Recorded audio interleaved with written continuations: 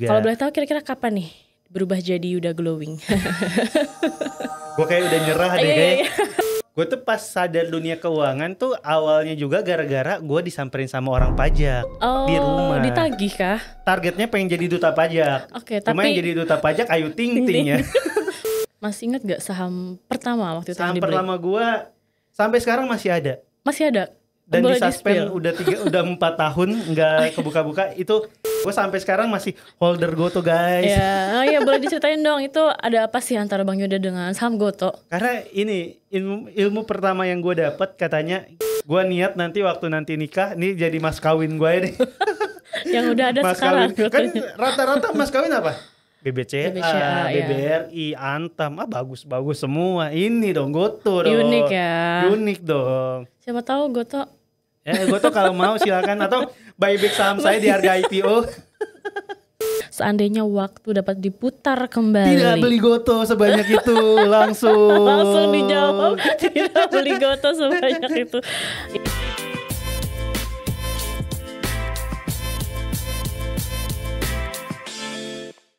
Halo my friends, ketemu lagi di Tiger Talk. Dan di episode kali ini kita kedatangan tamu spesial, seorang komika, stand up komedian yang juga seorang investor di pasar saham.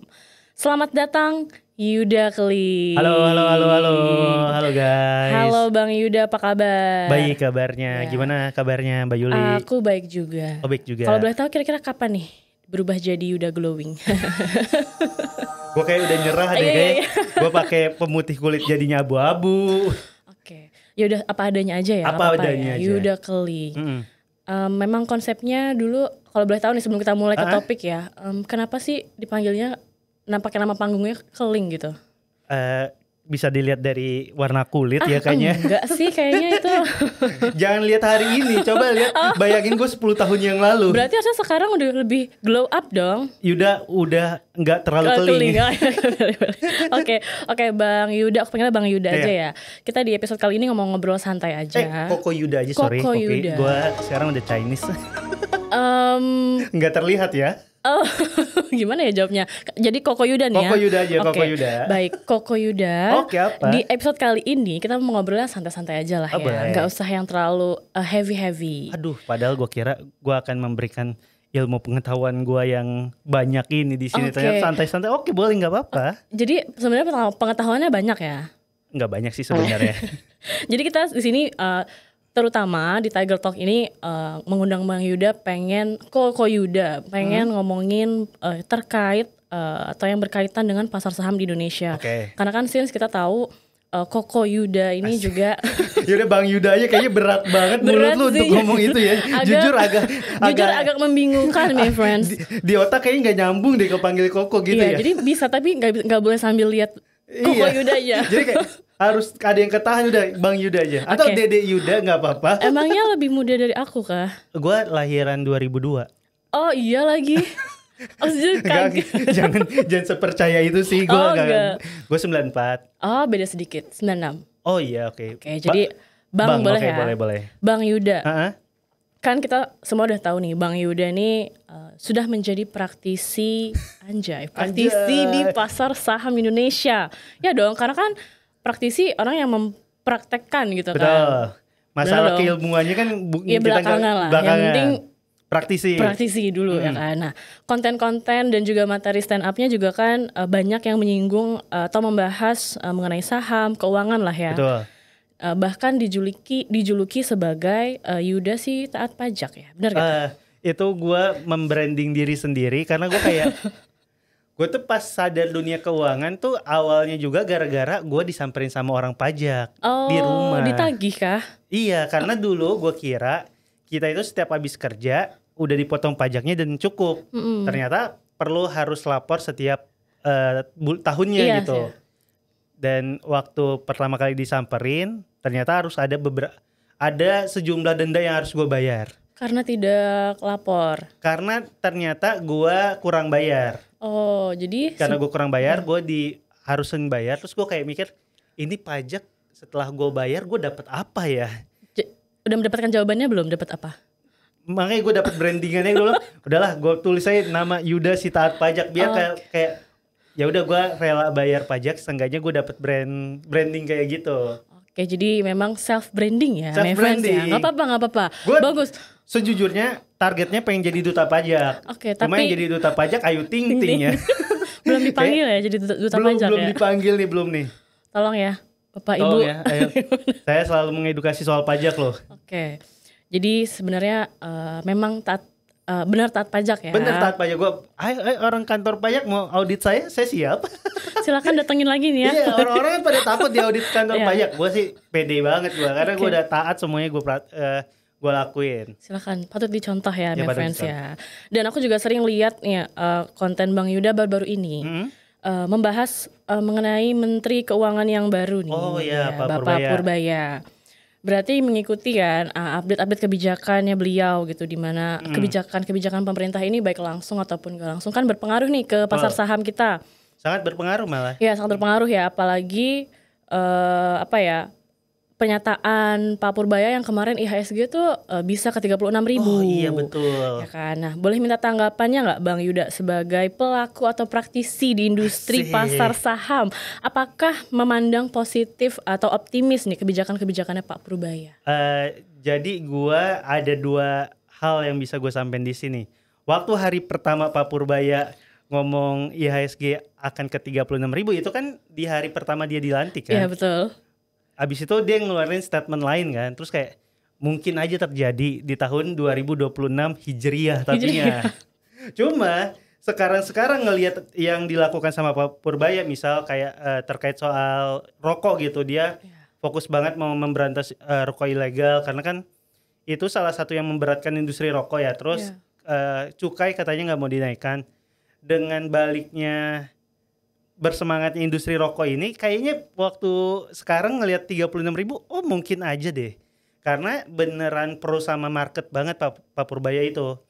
Apa yang dia statement dikeluarkan itu berdampak positif sama market gitu. Berarti ya bukan sekedar hayalan tingkat tinggi doang, itu emang kan itu juga Pak Purbaya menargetkan 10 tahun kan. Ya, karena di awal terdengarnya seperti 36.000 kayak gitu. Bercanda aja, apalagi kan Pak Purbaya waktu hari pertama dia juga ngakuin kalau dia ngomongnya agak serampangan kan. Jadi kayak ternyata nih di antara semua jajaran pemerintahan ini ada satu citra positif yang dia timbulin gitu.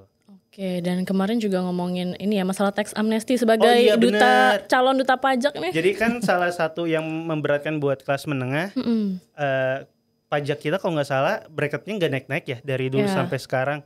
Kalau nggak salah Pak Purbaya pengen kalau orang yang pendapatan gajinya di bawah 10 juta bebas pajak kan.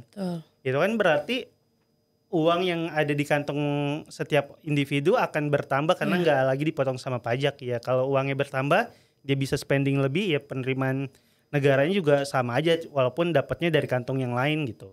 Dan kayak mengampuni orang-orang yang ngamplang pajak ini akan ini ya.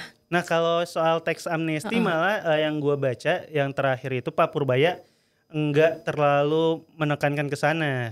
Karena dia bilang kita itu udah beberapa kali ngelakuin tax amnesty dan akhirnya ya yang masuk juga nggak segitu banyak, dan malah bikin jadi orang kalau ada tax amnesty ya udah gue nggak perlu taat sekarang, nanti aja ada tax amnesty gue diampunin. Jadi bukan bikin sesuatu yang baik secara berkelanjutan gitu, karena orang malah gue nggak perlu taat karena nantinya akan ada pengampunan. Itu kan yang jadi masalah di walaupun bukan teks yang berbeda, kayak misal lu pajak kendaraan kan selalu kayak gitu.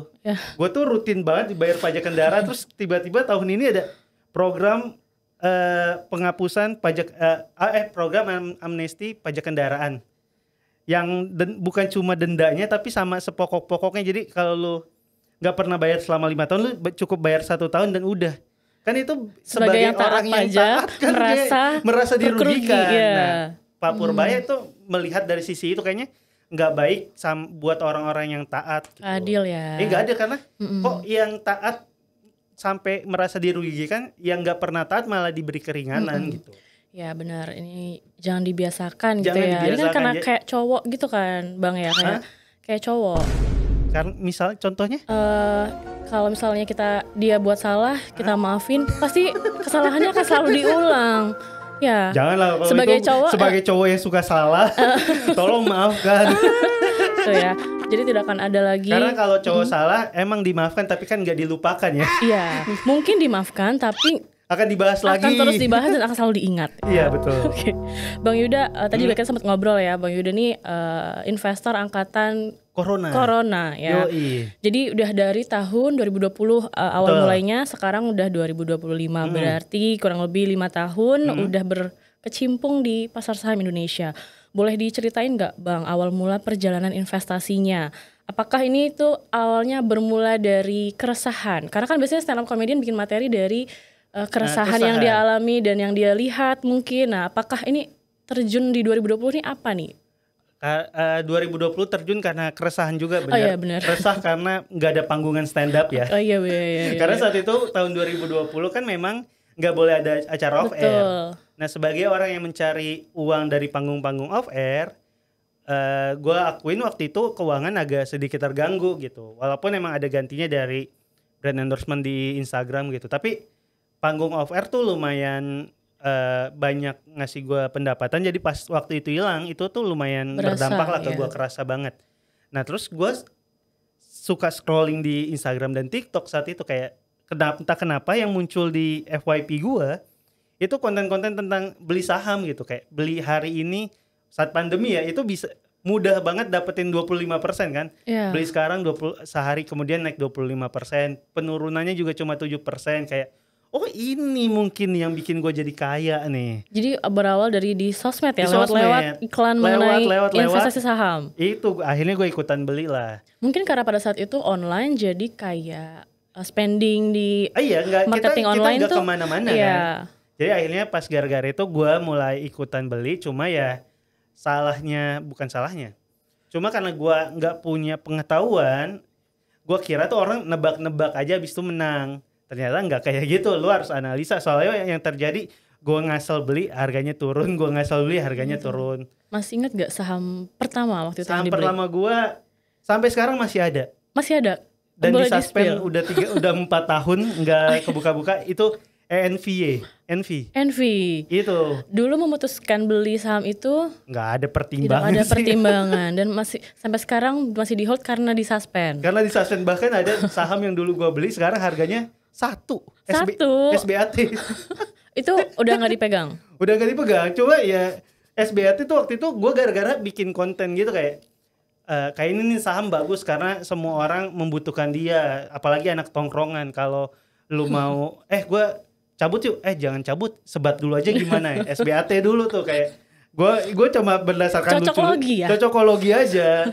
Abis itu sempet naik bener, cuma abis itu langsung turun dan sekarang harganya di 1. Oke, nah ini mungkin bisa jadi pembelajaran juga untuk my friends kalau beli saham. Jangan ngikutin Yuda. Jadi itu gue waktu itu banyak beli saham berdasarkan nebak-nebak, terus cocokologi atau yang gue nggak tahu ya. Gue tuh nggak tahu kalau katanya buy on rumor, sell on news.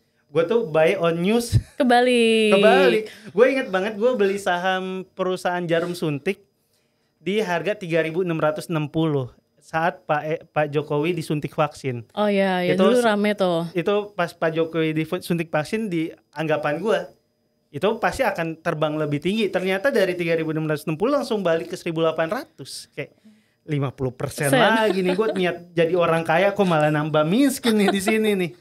Nah itu tapi kan biasanya orang tuh kalau misalnya sudah mengalami kerugian yang signifikan seperti Bang Yuda, itu kan kapok ya. Kok ini berarti kan mentalnya dan psikologinya ini strong nih sampai sekarang masih bertahan di industri pasar saham. Apa ini yang menjadi pegangan Bang Yuda? Psikologis gue emang agak terganggu sih. Atau gue memang menikmati semua kerugian ini ya. Karena ini sih, waktu gue rugi kan gue coba bikin konten kan. Ternyata kontennya rame. Pas kontennya rame, gue dapet banyak tawaran dari industri keuangan untuk mereka bimbing. Salah satunya gue tuh ikutan influencer inkubatornya Bursa Efek. Jadi dari awalnya nggak ngerti sampai akhirnya mereka bimbing, terus ya jadinya ternyata kalau lu belinya dengan pertimbangan, dengan analisa, ini memang benar bisa menghasilkan keuntungan gitu. Jadi akhirnya gue malah bukannya kapok, pengen mempelajari lebih lanjut gitu. Dan gue seneng banget ada omongannya Ko Bernard, ingat gue, katanya uang yang hilang di pasar modal harus balik juga lewat pasar modal gitu. Jadi gue mencoba untuk itu. Jadi tipikalnya Pengen yang balas dendam termotivasi. sih gua. Balas dendamnya tapi positif ya Iya. arahnya. Tapi dengan cara belajar lebih banyak, mencari tahu lebih banyak gitu ya, my friends. Nah berarti dalam range waktu 5 tahun Ya. sudah di pasar saham. Berarti pasti mengalami fase perubahan investment atau trading style Oke. nih ya kan. Atau mungkin bahkan perubahan risk profile gitu kan. Nah ini sebenarnya kalau Bang Yuda tipikalnya yang seperti apa nih? Apakah trading banget atau mungkin awalnya trading atau trader tapi tiba-tiba jadi investor gitu?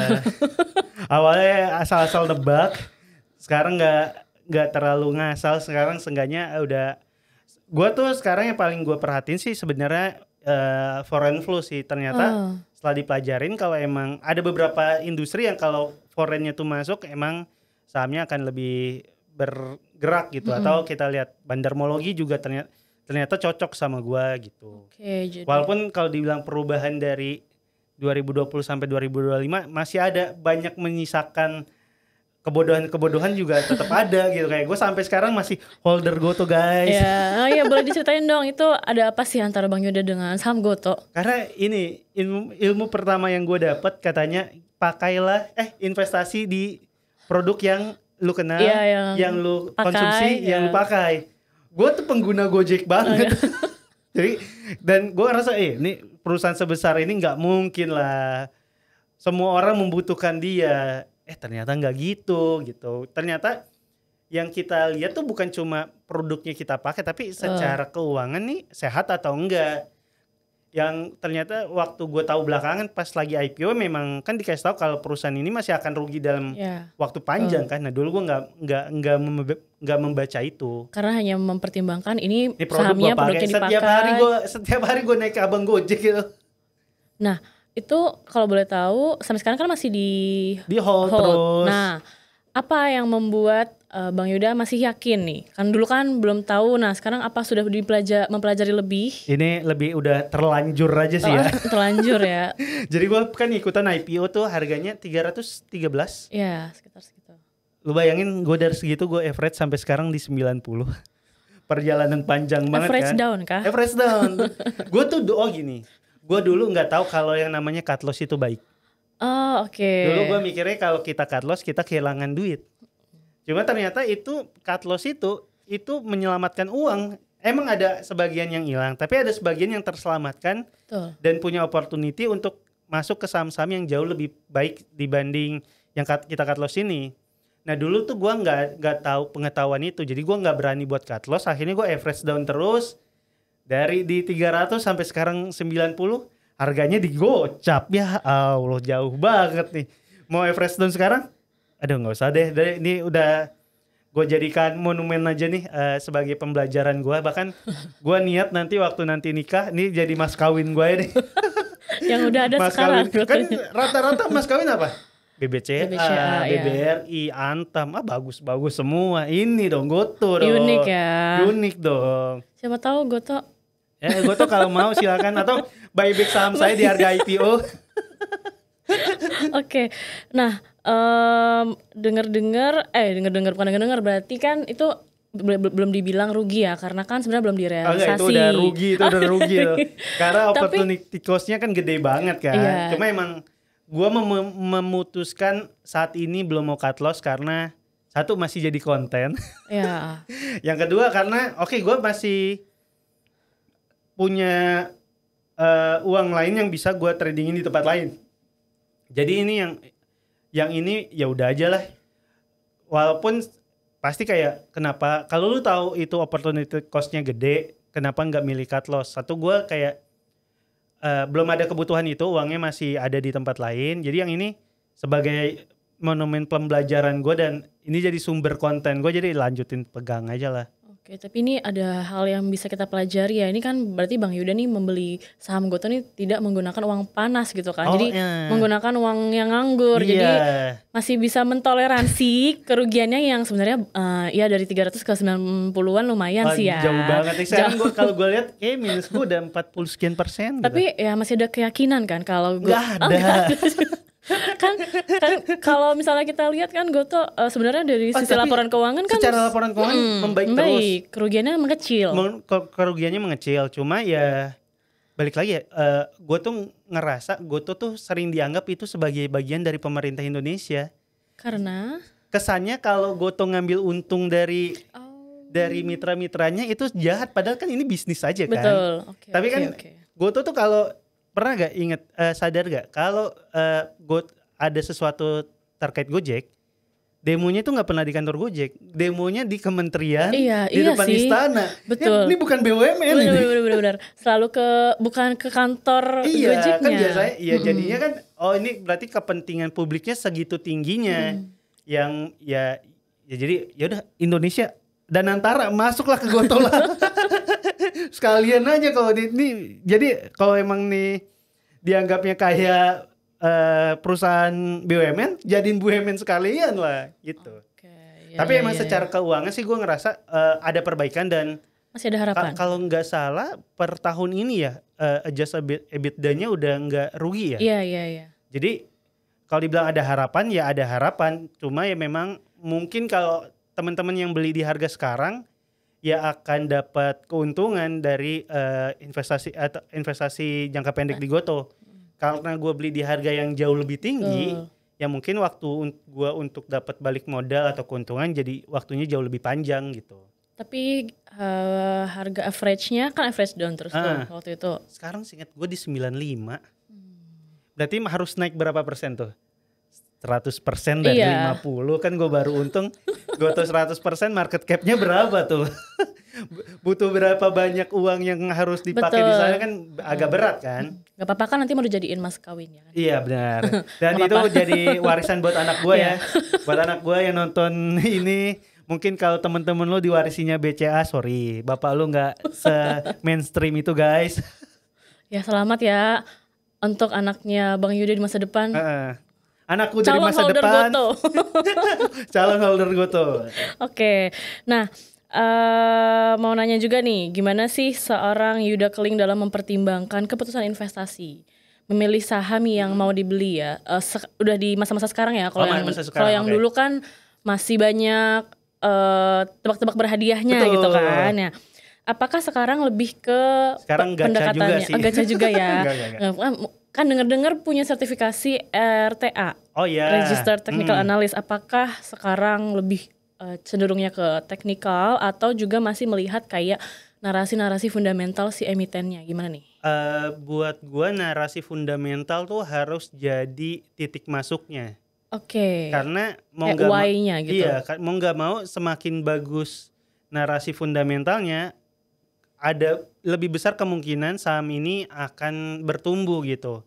Walaupun ya mungkin durasinya agak panjang gitu, tapi lu punya keamanan di sana. Gue tuh sekarang udah menghindari saham-saham yang secara profil risiko terlalu besar. Dulu tuh gue bisa tutup mata beli yang waran-waran gitu, gue berani. Sekarang udah kayak nggak terlalu berani gitu. Gue masih melihat si narasi fundamental ini jadi titik utama, tapi keputusan pembeliannya berdasarkan bandarmologi sama teknikal. Kalau memang ini gua rasa udah ada di titik support atau mau breakout, mungkin gue berani beli. Dan kalau ternyata analisa gue salah, ya analisa gue langsung gue cut loss saja, nggak pakai pertimbangan nanti bisa balik lagi. Gue nggak mau kayak gitu. Jadi gue oke, analisa gue yang ini salah, gue perbaikin di trading kedepannya gitu.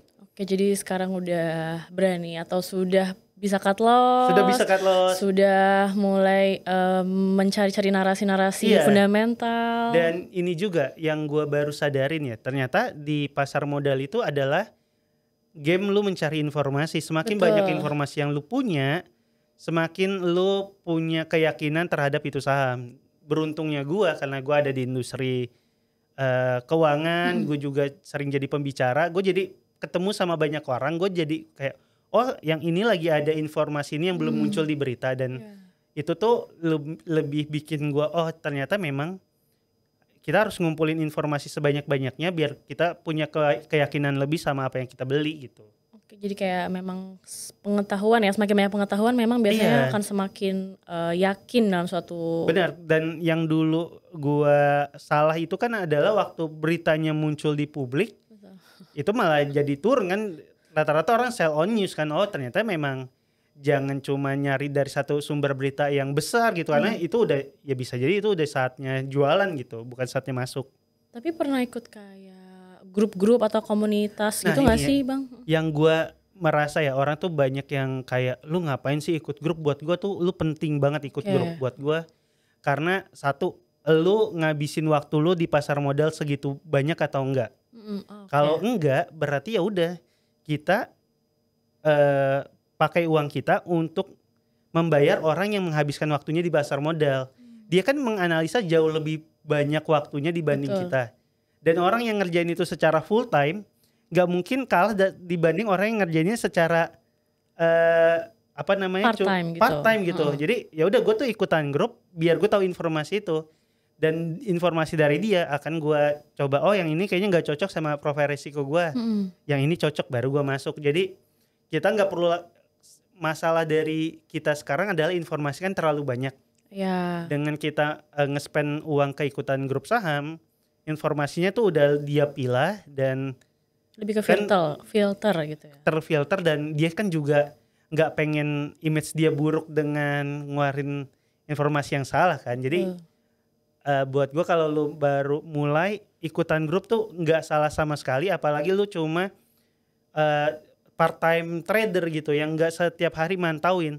Lu ya udah membayar orang yang full time ngerjain di pasar modal biar lu dapet informasinya, dan ya udah lu cuma baca rangkumannya aja gitu.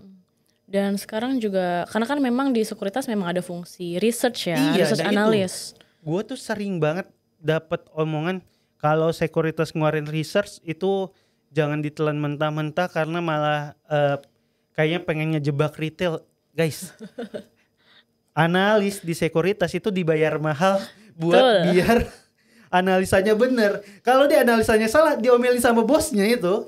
Jadi ini ada analis sekuritas dibayar mahal sama sekuritas buat bikin analisanya dipublikasikan. Ya lu pakai lah, lu bisa akses itu secara gratis loh.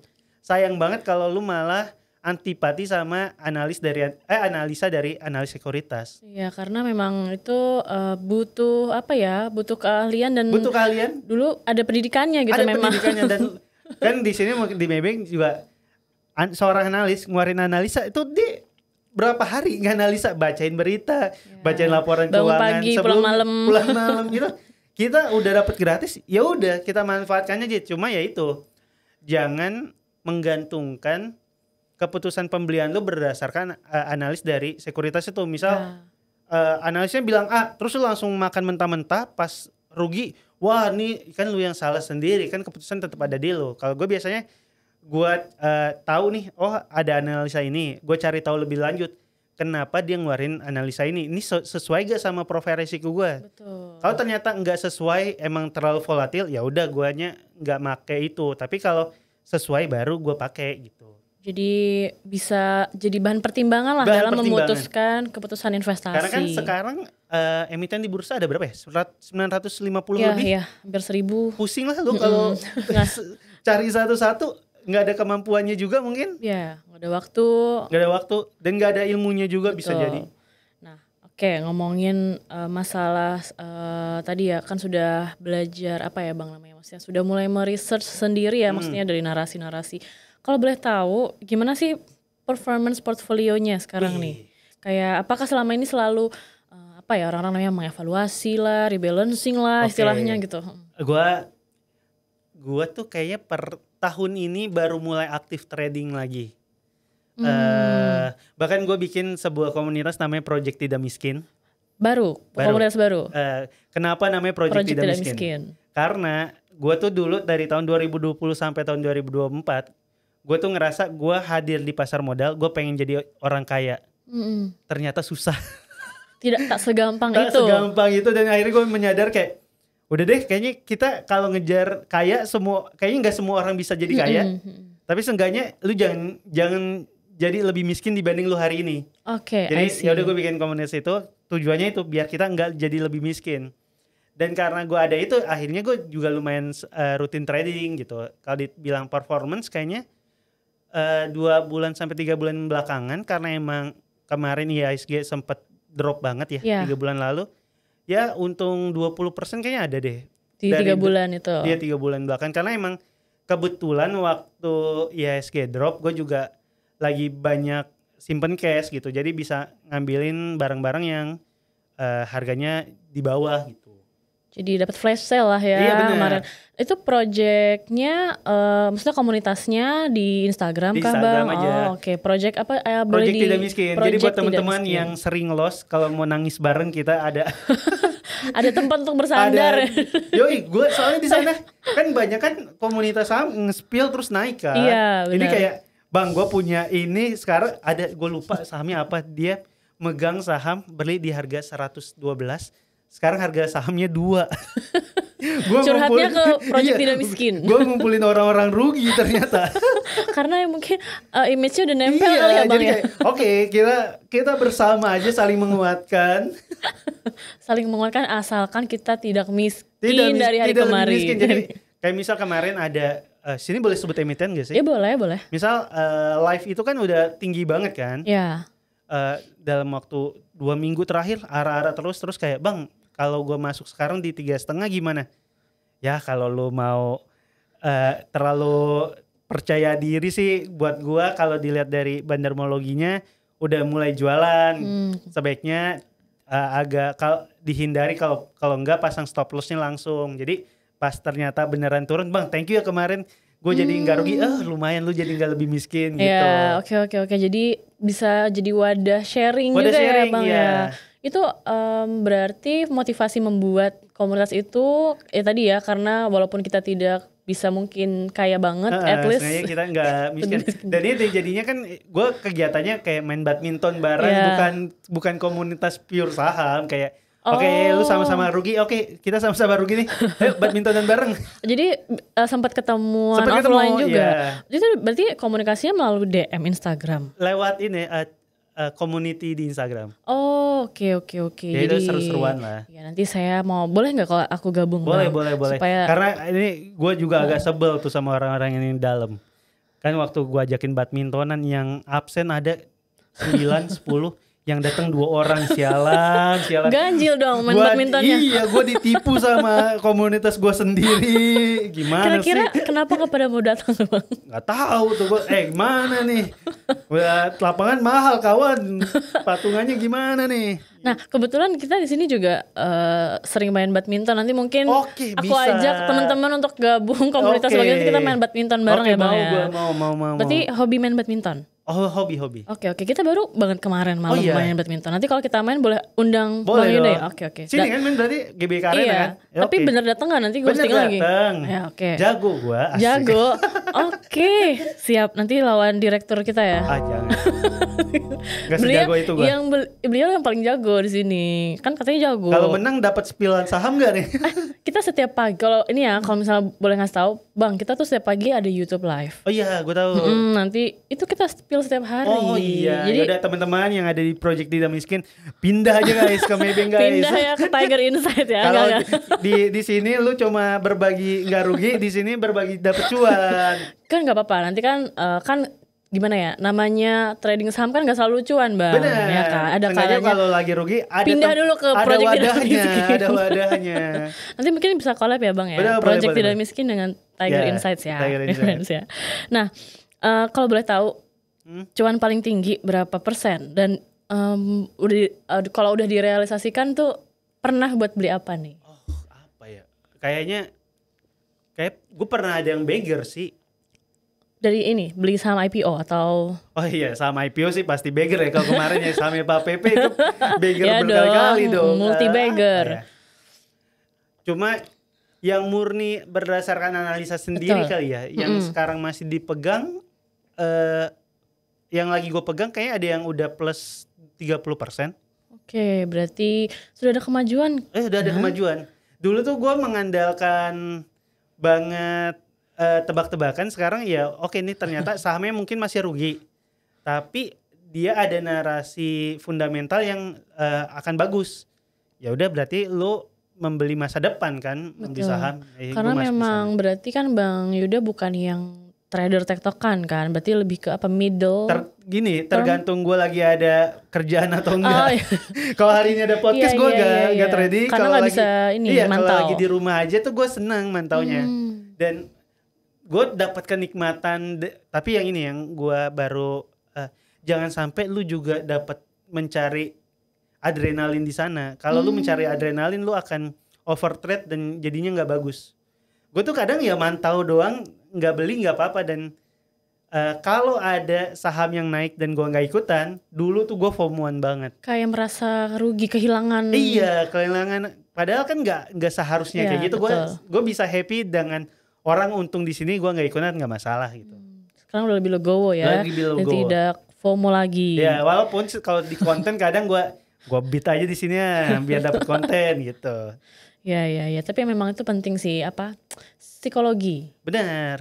Oke, nah kan ini ngomongin setelah saham, coba kita ke financial pengaturan keuangan lah. Ya. Pengen tahu juga nih, Bang Yuda kan di stand up comedy termasuknya ke dunia entertain ya, hiburan gitu.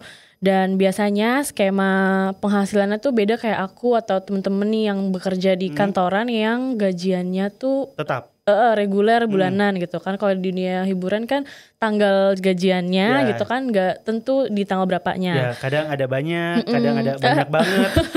Ya. Amin ya. Amin ya. Dan tanggalnya kan bisa beda-beda nih. Beda. Gimana cara mengatur keuangannya gitu, karena kita nggak tahu gitu. Yang gue baru sadarin juga setelah tahun 2020 dari 2021, kalau buat teman-teman yang pemasukannya nggak pasti, yang harus dibikin pasti itu pengeluarannya. Oh, oke. Jadi gue sekarang hampir dari tahun 2022 sampai tahun ini pengeluaran gue tuh masih di angka yang sama. Walaupun income-nya nambah, tapi pengeluaran stabil banget. Okay. Karena kalaupun lagi ada yang bulan-bulan yang gue dapatnya lebih, itu ya gue sisihin biar nanti ada di bulan yang dapatnya sedikit, gue bisa nambel itu. Dulu itu gue yang tipe yang dan gue yakin bukan cuma gue, banyak freelance itu yang hidupnya tuh per bulan. Hari ini dapat banyak, bulan ini berarti keluarnya banyak. Bulan ini dapatnya dikit, keluarnya dikit. Nah gue udah nggak lagi ngerasa nyaman kayak gitu. Jadi gue bikin stabil nih pengeluaran gue. Cara bikin stabilnya gimana? Gue itu dari zaman kuliah suka banget nyatet pengeluaran. Jadi ditulis dulu, manual gitu? Iya, gue dulu nyatet tapi nggak yang sebudgeting itu. Per tahun 2020 setelah gue dapet edukasi dari banyak pihak, gue tuh nulis tangan, bener-bener nulis tangan setiap hari. Di buku gitu? Di buku. Hari ini jajan ini, pengeluarannya ini, sampai ke biaya parkir. Oh ya, walaupun sekecil apapun pengeluarannya. Iya, sekecil apapun gue tulis. Waktu itu gue nulis itu selama 3 bulan. Kan setelah dapat 3 bulan lu dapat biaya rata-rata lu berapa kan? Nah dari biaya rata-rata itu gue jadiin gaji gue bulanan. Jadi kayak oke, gue sekarang maksimal jajannya segini karena selama 3 bulan segini aja cukup kok. Jadi nggak perlu lagi ditambahin atau dikurangin. Dan yang satu lagi yang gue baru pelajarin, dan padahal ini basic banget ya, misahin rekening buat jajan sama rekening duit masuk tuh ternyata sepenting itu. Ya, jadi nggak nyampur ya. Iya, gue tuh dulu nggak tahu kenapa itu penting. Sekarang, biar lu tahu jajan lu udah berapa banyak. Karena kalau lu disatuin, tiba-tiba ada duit masuk, kerasanya banyak terus uangnya. Sekarang udah gue pisahin. Jadi gue jajan pakai rekening yang emang buat jajan, duit masuk rekeningnya nggak gue pakai untuk belanja atau untuk jajan apapun. Jadi gue bisa gue tahu bulan ini selama sampai tanggal 25 udah jajan segini, ternyata masih sisa segini loh gitu. Jadi menentukan limitnya sendiri gitu ya. Limitnya itu enggak gue asal tentuin, tapi dari gue mencatat harian itu.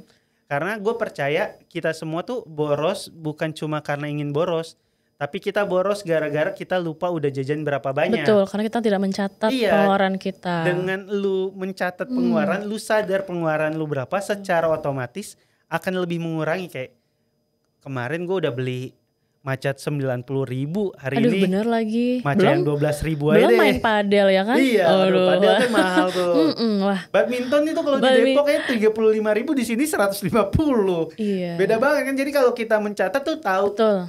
Oke, gue ternyata minggu ini jajannya udah banyak, ya udah minggu depannya gue nggak lagi nongkrong beli macet 90.000 deh. Gue cari yang di Family Mart aja gitu. Jadi bisa lebih ngerem ya. Jadi Jadi tadi kata Bang Yuda, kalau misalnya kita tidak penghasilannya kita tidak bisa menentukan atau tidak tentu, pengeluarannya yang bisa tentu. Dan mencatat itu buat gue baik banget. Jadi buat teman-teman yang mungkin baru mau mulai mengelola keuangannya, mencatat tuh step awalnya, dan gue percaya sama gue itu akan mengubah banget. Karena saat lu tahu dengan pasti berapa pengeluaran lo akan lebih wise dalam melakukan spending.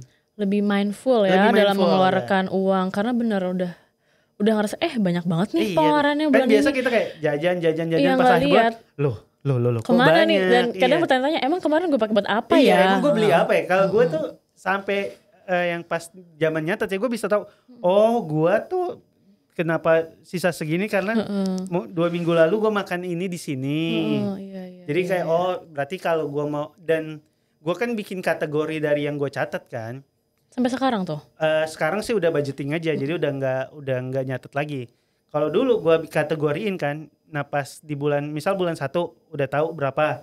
Gue nyaman kan nih sama segini, ternyata buat gue kebanyakan. Gue lihat kategori apa yang paling sering muncul. Ya udah di bulan depan gue tahu apa yang harus dikurangin. Kalau ternyata gue lebih banyak habisnya gara-gara gue nongkrong di kafe, misal seminggu bisa 3 kali, ya berarti jadi 2 kali. Itu kan udah seenggaknya mengurangi jumlah spendingnya gitu. Itu termasuk ini ya, part evaluasi lah. Benar, ya. Jadi habis dicatat dievaluasi. Betul. Dan yang gue ini mungkin buat teman-teman yang di Jakarta pasti ngalamin, duit parkir itu kesannya kecil banget, tapi kalau lu kumpulin selama sebulan lumayan loh itu. Bener loh, sekarang karena di Jakarta mungkin ya 2.000 tuh udah nggak bisa buat parkir.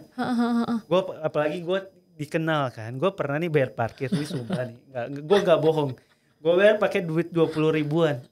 Abangnya langsung bilang, makasih Mas Yuda. Enggak, kenapa langsung makasih? Telat ngomongnya, harusnya kembaliannya Pak. Kan gak enak ya, gue udah kasih 20.000 langsung makasih Mas Yuda. Anjing, kalau udah dimakasihin gue gak mungkin, Pak kembaliin. Iya. Apalagi gini, makasih Mas Yuda, semoga rezeki lancar terus. Udah didoain lagi. Ya udah deh. Gue besok kayak, jangan lagi bayar pakai yang duit pecahan gede. Bener. Parkir motor 20.000 kan capek juga ya. Apalagi sering nongkrong ya, berasa ya. Nah selanjutnya tapi tadi kan ngomongin masalah ya, kita sebutnya freelance lah ya tadi ya, yang penghasilannya tidak reguler bulanan. Pernah atau melihat atau menemui nggak kesalahan apa sih yang sering dilakukan nih dengan orang-orang atau teman-teman mungkin yang dengan skema freelance ini? Terlalu sering self reward ya. Terlalu sering self reward. Iya. Self rewardnya per project. Dapat satu project self reward, satu project itu self reward.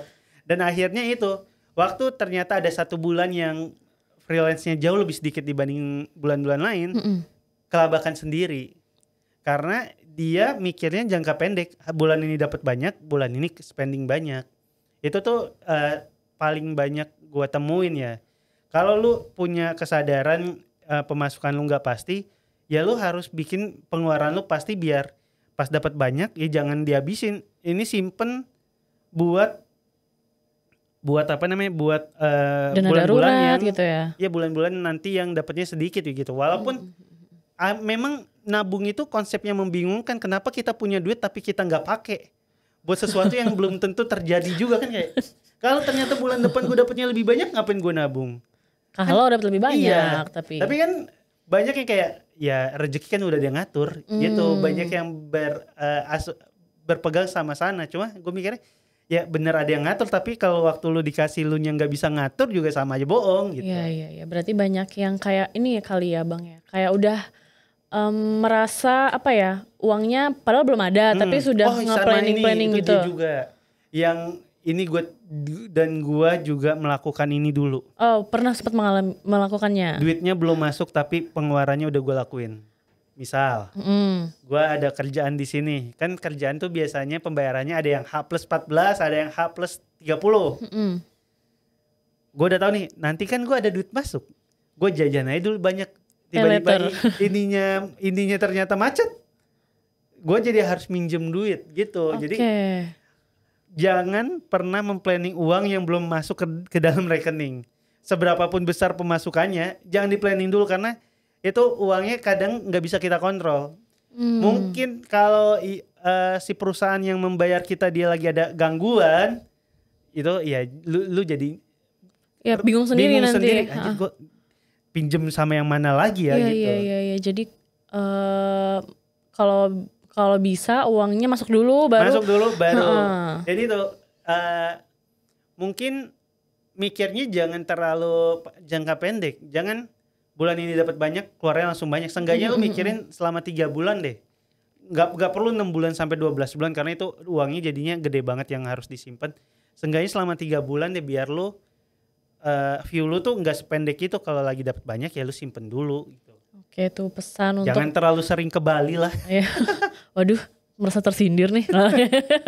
Oke, pertanyaan berikutnya Bang Yuda, seandainya kita berandai-andai dulu ya. Seandainya waktu dapat diputar kembali. Tidak beli goto sebanyak itu langsung. Langsung dijawab, tidak beli goto sebanyak itu.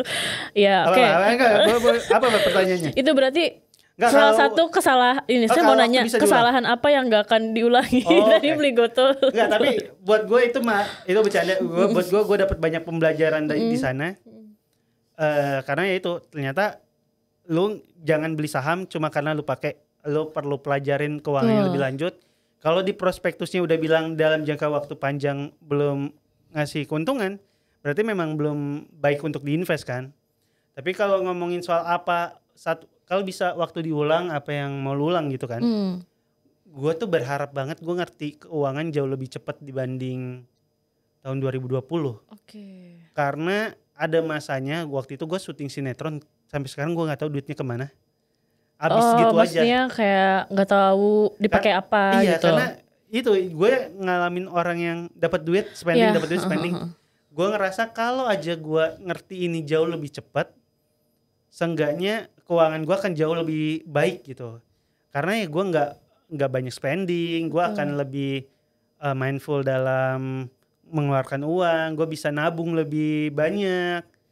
Dan itu tuh bukan cuma sisi pasar modalnya. Kalau sisi pasar modalnya ya kalau lo tahu itu harganya mungkin jauh lebih rendah kan. Tapi gue tuh di sisi pengelolaan uang yang bikin gue ngerasa kalau aja dulu gue tahu, gue akan jauh lebih baik sih secara keuangan gitu. Jadi ini bisa jadi pesan juga nih untuk my friends ya. Kalau misalnya memang sudah ada pikiran untuk memperbaiki keuangan, jangan ditunda-tunda lagi ya Bang berarti. Dan ini sering kali tuh kita tuh udah memotong duluan kayak ngapain belajar pengelolaan uang. Kan kalau belum punya uangnya. Nanti aja lah pas lu udah punya uangnya, jangan. Terlambat ya. Terlambat. Lu tuh kelola saat lu belum punya uang. Biar pas nanti punya uang. Tinggal dijalanin aja. Lu tinggal meneruskan. Karena kalau lu gak mulai itu pas punya duit malah jadinya kaget. Gue kan berasal dari keluarga yang menengah bawah. Ya pas punya uang jadinya gue kaget. OKB gitu. OKB jadi jor-joran beli dikit-dikit beli sepatu. Beli ini kayak. Kalau aja gue tahu itu lebih awal kan jadinya pas gue punya duit, gue tinggal meneruskan doang nih gitu. Oke, nah jadi buat yang mungkin lagi di tahap baru awal-awal merintis pekerjaan, nah harusnya bisa nih lebih mindful lagi di dalam mengatur keuangan. Catat keuangannya. Ini saya juga mendapat insights ya, akan lebih rajin lagi Bang untuk mencatat pengeluaran saya. Gue beneran, kayaknya gue nggak bawa buku, gue tuh beneran ada buku tulis yang isinya itu. Karena kan Bang Yuda pada saat itu masih ini kan mencatat itu pada saat belum tahu nih sebenarnya pengeluarannya di berapa. Betul. Sekarang karena sudah tahu makanya tidak mencatat lagi, tinggal budgeting aja. Jadi gue cuma tapi sampai sekarang gue tuh ada Excel keuangan di setiap bulannya gue taruh. Oke, gue dapatnya segini, pengeluaran gue segini. Kan pasti ada pengeluaran dadakan yang misal kayak temen nikah kan kita harus nih. Ya itu gue tulis. Jadi ternyata plus gue segini di bulan ini. Kalau plusnya segini yang gue taruh ke RDN berapa, yang gue taruh buat dana darurat berapa. Jadi gue masih budgetingnya tuh gue update setiap bulan. update sendiri tuh. Update sendiri. Wow, keren. Gue belum punya PA kayak Raymond gitu sih. Cuma kalau Feren mau mungkin bisa juga jadi PA gue. Iya, boleh. Walaupun lebih banyak nganggurnya kayaknya ya. Belum open recruitment nih? Belum recruitment. Oh yaudah. Soon ya Bang, semoga soon. bisa ya. Nah, mungkin mau minta ini juga tips buat anak muda zaman sekarang. Mungkin karena kan sekarang penyebaran informasi udah mudah ya. Anak-anak muda sekarang udah banyak yang kenal saham gitu. Nah, ada tips nggak biar si anak-anak muda ini nggak kebanyakan cut loss? Ya nggak kebanyakan cut loss. Maksudnya bukan berarti anti cut loss ya. Maksudnya nggak banyak potensi kerugiannya gitu. Cari mentor atau cari grup yang sesuai sama profil resiko lo. Karena nggak semua mentor yang ada di pasar modal yang lo lihat di sosmed itu cocok sama lo. Ada mentor-mentor yang bilang kalau lo belum punya duit, all in aja di satu saham biar cacing-cacing naga-naga, pas dia untung jadi gede. Tapi ada mentor yang jangan all in, bertahap aja masuknya, mikirin resikonya. Nah, lu kenali diri lu dulu, lu tuh tipe yang mana? Lu tipe yang siap dengan resiko sebesar itu, atau tipe yang kalau kehilangan 200.000 aja udah deg-degan gitu. Kalau lu tipe yang deg-degan, ya berarti lu cari mentor yang memang pendekatannya resikonya dikedepankan dibanding keuntungannya gitu. Oke, jadi sebenarnya sebelum memulai semuanya memang harus wajib banget tahu profil risiko diri sendiri ya Bang ya. Dan ini jangan sampai investasi itu kan buat masa depan ya. Jangan sampai lu terlalu sibuk mikirin masa depan sampai masa sekarang lu belum cukup baik gitu. Jadi lu harus kenalin diri lu dulu. Lihat dulu nih uang lu memang udah cukup untuk diinvestasikan. Jangan sampai uangnya beneran mau dipakai 2 minggu lagi tapi langsung diputerin. Itu kan bukan keputusan yang wise juga gitu. Pakai uang nganggur ya, my friends ya, uang nganggur. Dan jangan sedih kalau kita ngelihat keuntungan orang, karena banyak yang ya gue misal beli satu saham masuknya cuma 500.000 atau 1 juta. Ya dia kan enak belinya 100 juta makanya untungnya langsung gede. Ya lu mulai dengan segitu biar nanti pas keuangan lu lebih membaik, lu udah punya pengetahuannya. Betul, setuju. Jangan sampai gue cuma pengen masuk saham waktu nanti gaji gue udah 10 juta yang bisa gue sisihin. Ya pas itu lu gak punya kemampuan, kerugiannya kan malah jadi jauh lebih gede. Jadi mumpung uangnya sedikit, masih sedikit, uangnya masih kurang banyak, ya udah belajarnya di sana. Jangan ngelakuin kesalahan gue dulu. Kesalahan gue dulu adalah gue udah gak ngerti apa-apa, tapi gue udah cukup punya uang, jadinya banyak all in, dan akhirnya kan kerugiannya cukup gede gitu. Dan itu memang banyak banget nih dijadiin alasan, karena kan banyak nih misalnya teman-teman aku Bang ya, diajakin ayo dong mulai investasi, alasannya adalah nanti deh belum punya uang katanya. Justru terlambat tuh ya kata Bang Yuda. Buat gue sekarang saat belum punya uang, saatnya lu banyak-banyak mulai biar tahu salahnya. Pas udah punya banyak uang udah gak ngelakuin salah lagi. Toh kan kalau sekarang rugi paling ruginya berapa? Jadi gak bisa makan matcha, gak bisa minum matcha viral, gak bisa ke Blok M sering-sering. Jadi jauh lebih enak gitu. Jadi cost yang dibayar untuk kerugian hasil belajar tuh lebih sedikit karena uangnya juga sedikit. Kalau gue kayaknya kuliah gue gak segede ini deh. Gue lebih mahal dibanding uang kuliah gue nih, uang cut loss gue. Oke, itu ya sebuah tips dari Bang Yuda. Terakhir Bang. Oke. IPO yang baru-baru ini hangat yaitu emas. Boleh dong kata-kata hari ini Bang untuk para holder emas. Salam nyangkut rekan-rekan semua. Oke, thank you Bang Yuda, my friends. Pakai closing nggak? Hore, thank you Bang Yuda. Ya, sama-sama. Oke, my friends. Ulang. Ulang ya. Later that same evening.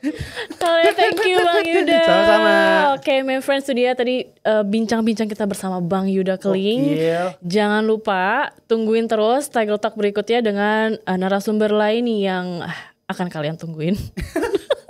One eternity later. Dan sampai ketemu lagi di episode berikutnya di Tiger Talk yang lebih menantang. Gua ada ini, ada ininya. Sini satu, Tiger Talk. Nah, gitu aja. Itu adalah tagline dari gua, Tiger Talk. Wow. Itu kacau. Thank you.